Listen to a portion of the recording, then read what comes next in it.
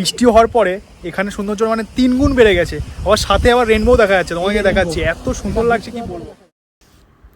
কোথাও ঘুরতে এলে আমার দিনগুলো যে কীভাবে কেটে যায় আমি ঠিক বুঝতেই পারি না।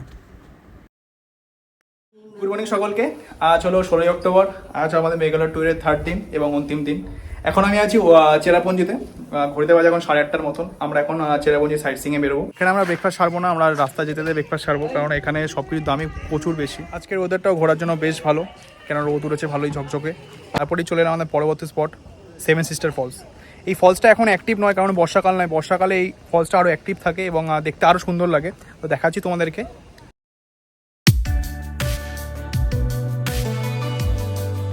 যদি বর্ষাকালে এখানে আসতে পারেন তাহলে এই 7 সিস্টার ফলস অ্যাক্টিভ থাকে এবং তখন এখানকার দৃশ্য আরও দুর্দান্ত হয়। ব্লগটা পুরোটা দেখো এবং যদি ভালো লাগে সাবস্ক্রাইব করে দিও চ্যানেলটা, আর দিয়ে দিও লাইক। তোমাদের একটা লাইক আমাকে আরও এরকম ভিডিও বানাতে আরও সাহায্য করে এবং অনুপ্রাণিত করে। পৌঁছলাম আমাদের 3rd স্পট, আরোয়া কেভে।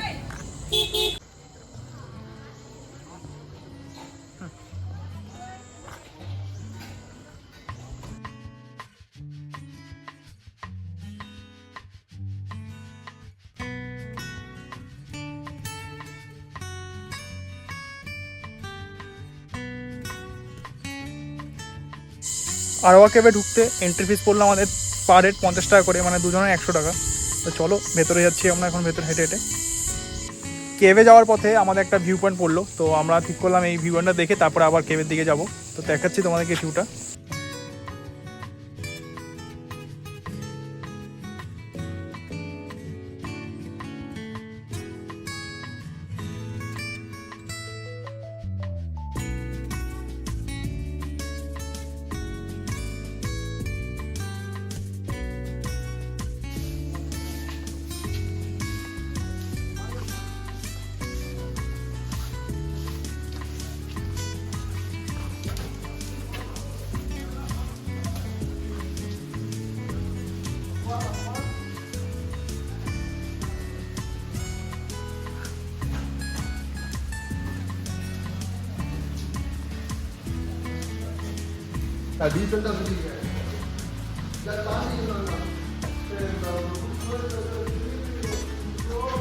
মাসওয়াই গোয়ার তুলনায় এই গোয়াটা বেশ চওড়া, মানে যথেষ্ট হাঁটার জন্য। গোয়াটার ভেতরে বেশ ঠান্ডা ঠান্ডা লাগছে। আরোয়া কেভ দেখে আমরা চললাম আমাদের পরবর্তী স্পটের দিকে। কিন্তু আমার কাছে গাড়ি করে যাওয়ার সময় চারিদিকে দৃশ্য দেখছি, সেটা ট্যুরিস্ট স্পটের থেকে কোনো অংশে কম নয়।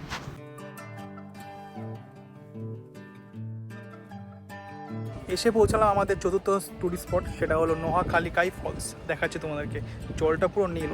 যেহেতু উপরে আছি অনেকটাই, নিচে যেতে পারছি না, তারপর দেখাচ্ছি জুম করে।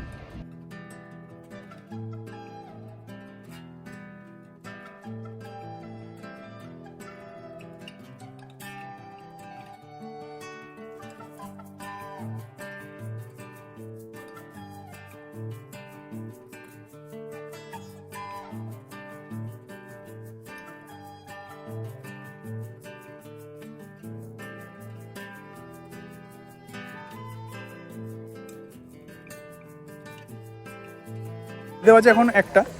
এখন এসে পৌঁছালাম আমরা গার্ডেন অফ কেভে। চলো দেখা যাক। এই গার্ডেন অফ কেভে ঢুকতে এন্ট্রি ফিস ছিল 100 টাকা করে পার হেড, আর গাড়ির জন্য আলাদা 20 টাকা, মানে টোটাল আমাদের পড়লো 220 টাকা করে। এখানে ঘুরে দেখার মতো অনেকগুলো স্পট আছে, তার মধ্যে এটা হলো প্রথম। চলো ঘুরে দেখা যাক কী কী আছে এখানে।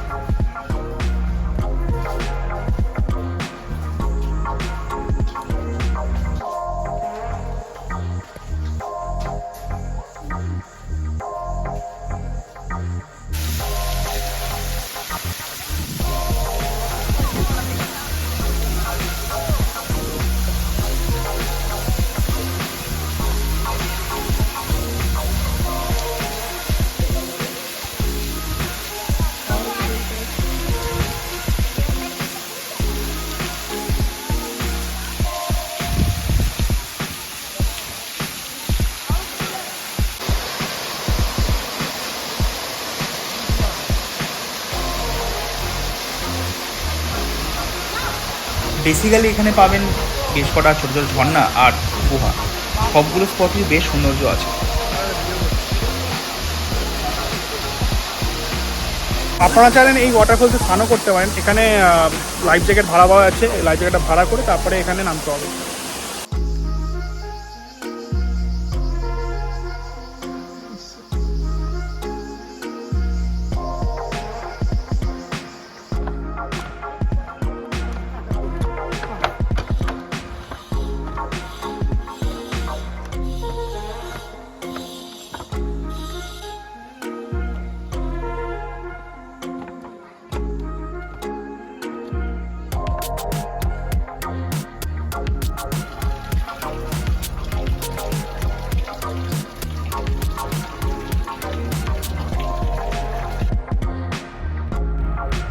ঘুরে দেখা হয়ে গেল আমাদের সমস্ত স্পট এবং এটাই ছিল এখানকার লাস্ট স্পট। এখন প্রায় 2টো মতন, কিন্তু বাইরে এসে মনে হচ্ছে এখন ভোরবেলা, কেননা পুরো চারিদিকটা কুয়াশায় ভরে গেছে। কাউকে যদি বলি এটা দুপুরবেলা ওয়েদার, হয়তো সে বিশ্বাস নাও করতে পারে, মনে হচ্ছে যেন ভোরবেলার একটা ওয়েদার।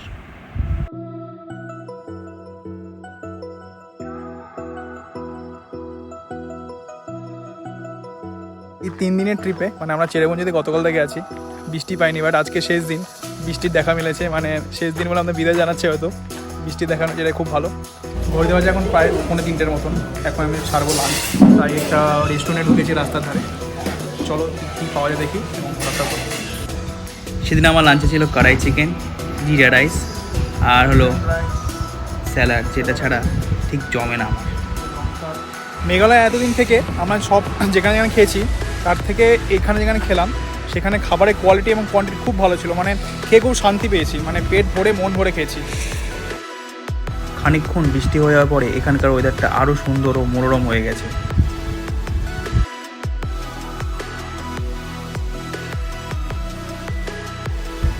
এরকম সৌন্দর্য দেখার পরে আমার মন থেকে একটাই কথা আসছে, সেটা হলো বারংবার আসি বাহার, তবুও মন হয় না আমার। বৃষ্টি হওয়ার পরে এখানে সৌন্দর্য মানে 3 গুণ বেড়ে গেছে, আবার সাথে আবার রেনবো দেখা যাচ্ছে, তোমাকে দেখাচ্ছি, এত সুন্দর লাগছে কি বলবো। এরকম দৃশ্য দেখে পাহাড়ের প্রতি ভালোবাসা আরও আমার বেড়ে গেল।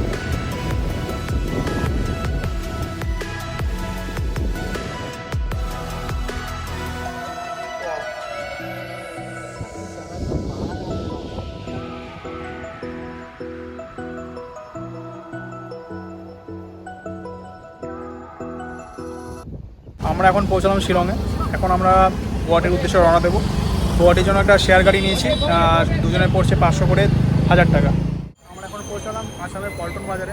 আমরা এখন হোটেল খুঁজছি, হোটেল আমাদের বুক করা নেই, তাই হোটেল খুঁজে গিয়ে হোটেলে রেস্ট নেবো। এবং কালকে আমরা কামাখ্যা দেবী মন্দিরে পুজো দেওয়ার প্ল্যান আছে, দেখি কত কী হয়। ঘড়িতে বাজে এখন 10টা। অবশেষে অনেক খোঁজাখুঁজি করে একটা রুম পেয়েছি, তারপর আবার এসি। এটা রুম রেন্ট পড়ছে 1500 টাকা। আর এটার সাথে অ্যাটাচ বাথরুম নেই, সেই বাথরুমটা একটু বাইরে, মানে কমন বাথরুম যেটা বলতে পারো। কিন্তু হোটেলওয়ালা বলছে যে অপোজিট আমাদের রুমে যেটা একটা রুম আছে তার সেটা চেক আউট করার পরে আমরা ওই রুমের বাথরুমটা ইউজ করতে পারবো। যাই হোক, এখন আমরা ফ্রেশ হব, ফ্রেশ হয়ে আজকের ডিনারটা সেরে নেবো। কালকে আমাদের কামাখ্যা দেবী টেম্পল ভিজিট করার ইচ্ছা আছে, এবার দেখি কতদূর কী করা যায়।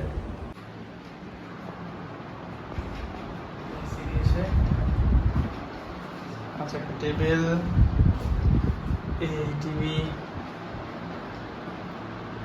যেমন 11টা, আমরা এখন রুমে চলে এসেছি ডিনার সেরে। কালকে আমরা কামাখ্যা দেবী মন্দিরে যাব। হোটেলের যারা লোক আছে তাদের সঙ্গে কথা বললাম যে কামাখ্যা দেবী মন্দির ভিজিট করবো, কী করতে হবে। তো ওরা বললো তোমরা ভিভিআইপি পাস নিতে পারো, যেটা 2000 টাকা পড়বে, আর ভিআইপি পাস আছে 500 টাকা, এখন 1000 টাকা পড়বে এখন নিলে। তো আমি বললাম তো আমরা যদি এত টাকা আমাদের বাজেট না, তো আমরা কী করবো। তো তাহলে তোমরা এমনি দর্শন করতে পারো। তো মন্দির খুলবে সকাল 7টা থেকে 1টা পর্যন্ত, আবার 3টে থেকে 6:30 পর্যন্ত। তো আমরা কালকে রিল্যাক্সে হেলে ধরে যাবো, দর্শন করে আসবো। কারণ আমাদের বাজেটটা এত না যে আমি ঠাকুর পুজো দেবো এত টাকা দিয়ে। মানে ঠাকুর একটা মনের ভক্তির ব্যাপার। সে ভগবানের কাছে সবাই সমান, কেউ ভিআইপি হয় না, কেউ ভিভিআইপি হয় না, সবাই সাধারণ মানুষ, সবাই আমরা মায়ের সন্তান। তাই আমি ভাবলাম, মানে আমি না, আমরা ভাবলাম যে টিকিট না কেটে আমরা সাধারণভাবে যাবো, গিয়ে দর্শন করবো, যদি পারি, যদি পসিবল হয় পুজো দেওয়া তো পুজো দেবো, দর্শন করেই আসবো। ভক্তি, ভগবান আছে মনে, ভক্তিটা আসে মন থেকে। তো আজকের মতন এখানে আমাদের এই জার্নি শেষ হলো।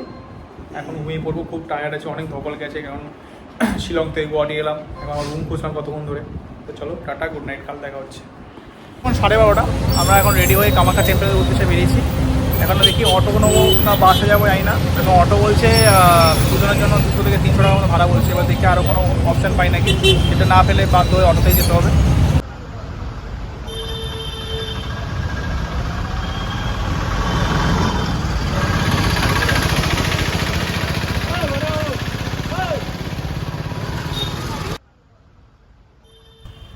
এটাই হলো মা কামাখ্যা দেবী মন্দিরে যাওয়ার প্রবেশদ্বার। এখান থেকে গাড়ি ভাড়া করে আপনাকে যেতে হবে মন্দিরের কাছে।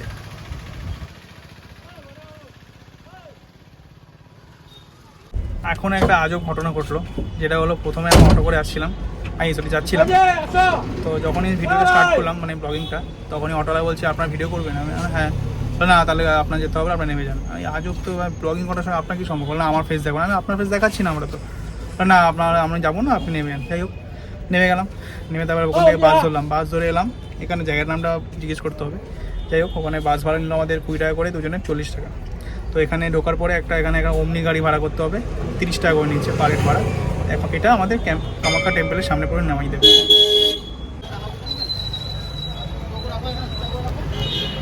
পৌঁছে গেলাম মা কামাখ্যা দেবী মন্দিরের কাছে। এই হলো মা কামাখ্যা দেবী মন্দিরের বাইরেটা। বেশ কয়েকটা দোকান আছে যেখানে পুজো সামগ্রী আপনারা কিনতে পারেন।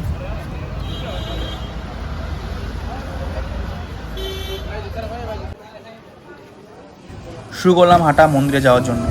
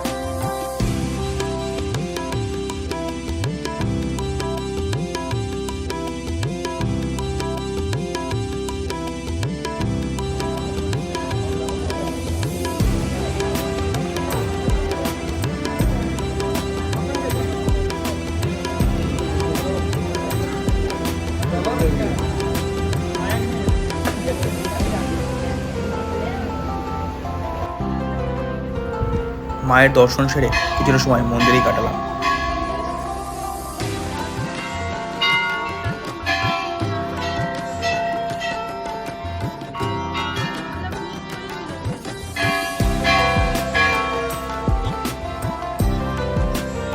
মায়ের দর্শনের পরে এখন একটা জায়গায় এসেছি, যেটা হলো ফ্যান্সি বাজার। সেখান থেকে বাড়ির জন্য কিছু কেনাকাটি করবো। তার জন্য আপনি বাস পেয়ে যাবেন ওই গেটের কাছ থেকে। বাস ভাড়া নিচে 10 টাকা করে। মায়ের দর্শন আমাদের তাড়াতাড়ি হয়ে গেল, কারণ আমরা পুজো দিইনি। আর পুজো দিতে হলে আমাদের টিকিট কাটতে হতো, মানে টিকিট না, জেনারেল লাইনে দাঁড়াতে হতো বা টিকিটও করা যেত। টিকিট মূল্য আপনার ভিআইপি মূল্য হলো 2000 টাকা, 501 টাকা। আর জেনারেলের জন্য কোনো টিকিট লাগে না, বাট লাইন দিতে হবে আপনার 3 থেকে 4 ঘন্টার মতন। আর সেই লাইনের জন্য আপনাকে ভোর রাত যেটাকে বলে, সেই ভোর রাত 3টের সময় আপনার নিচে লাইনে দাঁড়াতে হবে। তাই আমরা তো সময় নেই, তাই আমরা মায়ের দর্শন করে বেরিয়ে এসেছি। পুজো দেওয়া হয়নি, পরের বার যদি কখনো আসি পরবর্তীকালে তখন হয়তো পুজো দেবো।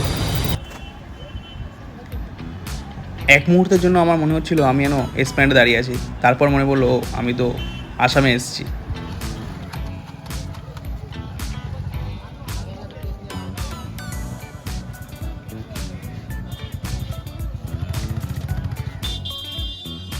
কলকাতা যেমন আছে আমাদের এসপ্ল্যানেড বা ধর্মতলা মার্কেট, এখানে আছে তেমনই ফ্যান্সি মার্কেট। এখানে জামা কাপড়, জুতো, তারপরে মোবাইলের কভার, তারপরে ক্লাথ ইত্যাদি পাওয়া যাচ্ছে। 4:30 ফ্যান্সি মার্কেট থেকে কিছু টুকটাক কেনাকাটি করে এখন আমরা হোটেলে ফিরে এলাম। এখন এসে একটু রেস্ট নেবো, কারণ আমাদের ট্রেন আছে 7:20-তে।